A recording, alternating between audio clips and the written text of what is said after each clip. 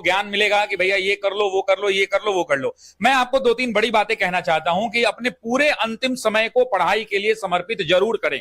आप इस बात को जानते होंगे, कई दफे ऐसे मौके आते हैं, लगता करे यार एक बार रिवीजन कर लिया होता तो छूट गया रहता। ये हमेशा से ट्रेंड रहा। भारत की किसी भी परीक्षा को देखेंगे आप, चाहे सिविल सेवा की परीक्षा या किसी भी, मतलब सिविल सेवा तो नहीं हुआ है आज तक, लेकिन जितनी भी अन्य प्रतियोगी परीक्षाओं को देखेंगे जिनके पेपर किन्हीं कारणों से रद्द किए जाते हैं, चाहे वो कोई और कमी हो या लीक की बात हो, तो अगर जब भी पेपर रद्द होता है तो जब री एग्जाम्स होते हैं, आपको याद होगा 67 में भी जब री एग्जाम हुआ था पेपर टफ आया था, तो ऐसे जितने भी री एग्जाम्स होते हैं डेफिनेट बात होती है कि एक लेवल पेपर ऊपर जाता ही जाता है।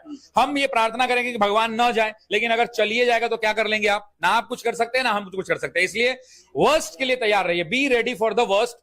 आप अगर सबसे बुरा आपके साथ क्या हो सकता है कि पेपर कठिन आएंगे, पेपर कठिन आएंगे तो ना आपके लिए इंडिविजुअल तो आएगा नहीं, सबके लिए आएगा। सही आएगा तो सबके लिए आएगा, इसलिए बिल्कुल इसकी चिंता नहीं करनी है कि पेपर टफ आया कि आसान आया। अगर आपके लिए कठिन है तो सबके लिए कठिन है। आपसे जितना सवाल बनता है आप सवाल को बनाएं और अपनी परीक्षा को आगे बढ़ाएं, बिल्कुल डेफिनेटली। अगर आप समझिए इस बात को कि अब शिक्षकों के अंदर में आप जो है 1 to 5 के टीचर्स हैं, तो बट लेवल है कि उसके अंदर में जो जीएस का पेपर का लेवल होगा वो उस लेवल का नहीं होगा, थोड़ा बिलो लेवल होगा। अब 6 to 8 का जब लेवल जाएंगे तो थोड़ा अपराइट होना चाहिए, 9 10 का थोड़ा और अपराइट होना चाहिए, और 11 12 का और अपराइट होना चाहिए। तो इसमें कोई विडंबना नहीं है भाई। आप शिक्षक बनेंगे, आप कल 11वीं 12वीं के छात्रों को पढ़ाएंगे, तो आपका लेवल कम से कम उन छात्रों के हिसाब से होना चाहिए कि आपके पढ़ाए हुए बच्चे 80-90% बिहार बोर्ड में लेकर के आए। आप क्या करने वाले हैं? आप चुनकर मैट्रिक के विद्यार्थियों को पढ़ाने वाले हैं। आप जब शिक्षक बनेंगे तो आप 9 10 में बच्चों को पढ़ाएंगे, तो आपकी क्षमता उस लेवल की जांच होनी चाहिए कि नहीं होनी चाहिए कि क्या आप में उतनी क्षमता है कि आपके द्वारा पढ़ाए जाने वाले 9 10 के बच्चे मैट्रिक में फर्स्ट डिवीजन 80%, 90%, 95% जैसे स्कोर कर पाए। क्या 12th के अंदर में आप जिन बच्चों को पढ़ा रहे हैं, शिक्षकों का चयन इसी हिसाब से तो होता होगा ना कि आप बच्चों को पढ़ाने जा रहे हैं और आप बच्चों को 100% तक के आंकड़े तक पहुंचाने जा रहे हैं। तो बट ऑब्वियस बात है कि वैसे अगर प्रश्नों का टेस्ट लेना होगा तो थोड़ा पेपर का अप्लाइट होना जरूरी भी है।